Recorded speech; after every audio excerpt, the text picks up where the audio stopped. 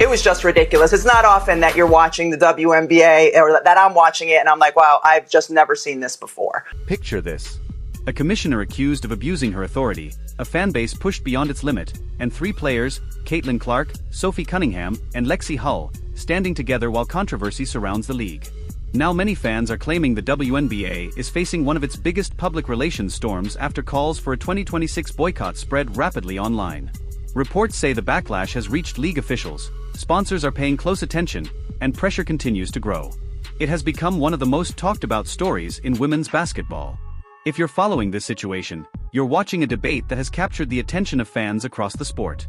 Like the video, subscribe, and comment boycott 2026 if you support Caitlin, Sophie, and Lexi. The controversy reportedly began after claims surfaced that players were discouraged from participating in outside activities, including golf events. According to the circulating story, Caitlin Clark, Sophie Cunningham, and Lexi Hull were all warned that taking part in certain appearances could lead to disciplinary action, including suspensions or reduced playing time. As for what Engelbert is alleged to have said to Collier, if she actually suggested Caitlin Clark should be grateful for what she makes off the court, that's preposterous. Did you miss the Iowa years? Clark is the Tiger Woods tide that lifts all boats. And we know this show is proof. The highest rating we have ever had followed one of her games at Iowa. The WNBA has benefited from her presence more than the other way around, even though this year for Caitlin Clark was essentially lost to injury. According to the reports being shared online, the players were caught off guard by those warnings. Caitlin was said to have questioned why athletes couldn't even enjoy activities away from basketball. Sophie and Lexi reportedly made it clear they would stand beside their teammate no matter what happened. As the story spread across social media, fan reactions exploded. One post alone reached more than 1 million views, with many supporters declaring they would stop watching if Caitlin faced punishment. Reddit, Instagram, and TikTok quickly filled with heated discussions. Fans pointed to previous hard fouls, controversial officiating, physical play against Clark, and the latest claims involving restrictions away from the court. Soon after, calls for a 2026 boycott gained momentum, with supporters encouraging others to join. As the movement grew, attention reportedly shifted toward league sponsors, who began monitoring the situation closely. According to the online discussion, some business partners expressed concern that losing Caitlin Clark's popularity could have major consequences for the league, placing even more pressure on league leadership. The high tide lifts all boats or whatever, basically. Like, if you buy into this, everybody is going to eat. Yet you had people fighting tooth and nail the entire season, not wanting it to be this way because other people weren't getting flowers, or she was getting too much attention, or she gets a special whistle, or I'm gonna check her off the ball here just because. And then her teammate cheers for her for throwing her on the ground. It didn't get better. And it's disappointing to me because it's not every player in the WNBA. And I'm sure that there are many players who are happy to have her in the league. And it's like, if it was my league and somebody was coming in and bringing millions of people, like, I would be excited about that, because you know what? That's a chance for me to impress millions of people who weren't watching before. And there's a lot of women in this league who don't have that kind of envy and jealousy and this kind of like secret club mentality that they only want certain people to be a part. Then more than hundreds companies pulling money, companies freezing money, companies threatening to walk forever. The WNBA realized this wasn't a scandal. This wasn't a controversy. This was a financial heart attack. Kathy's decisions on were killing the league in real time. When the number reached 210,000 boycotts, Adam Silver snapped. He walked into the office, slammed a binder on the table, and said, "Fix this or step down." The room went silent. Kathy froze. Her face went white.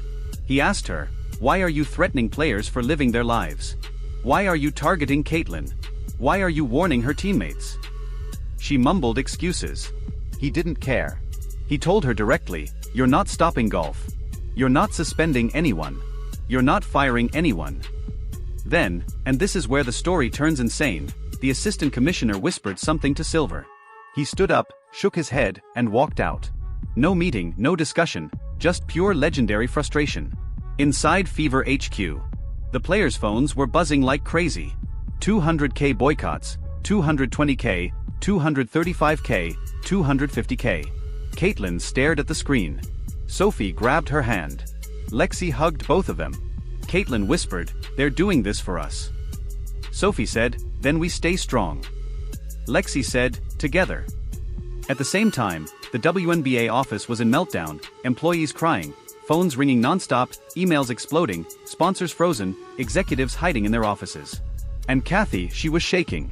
She had no plan, no support, no backup. She realized the truth. You can't fight your fans. You can't threaten your stars. You can't control people. And the fans finally took their league back. By the end of the day, the boycott estimate passed 1 million when including families. Kathy's chair was empty, her office door locked. She refused to speak.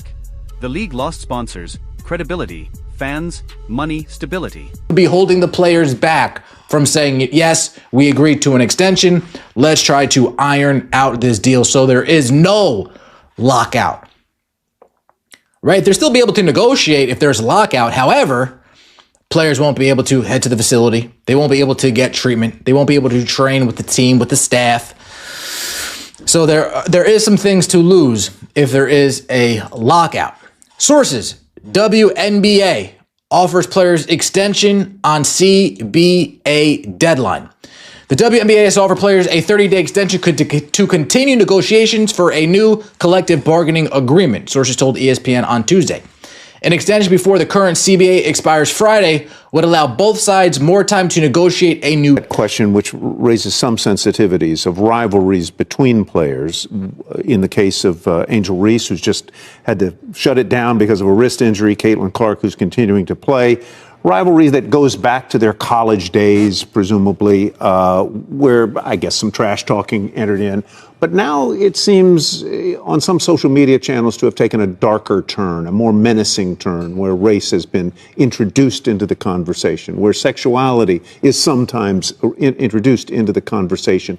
How do you try and stay ahead of that, try and tamp it down, or act as a league when two of your most visible players are involved, not personally, it would seem, but their fan bases are in. Control all because she threatened Caitlin, Sophie, Lexi, the three she should have protected.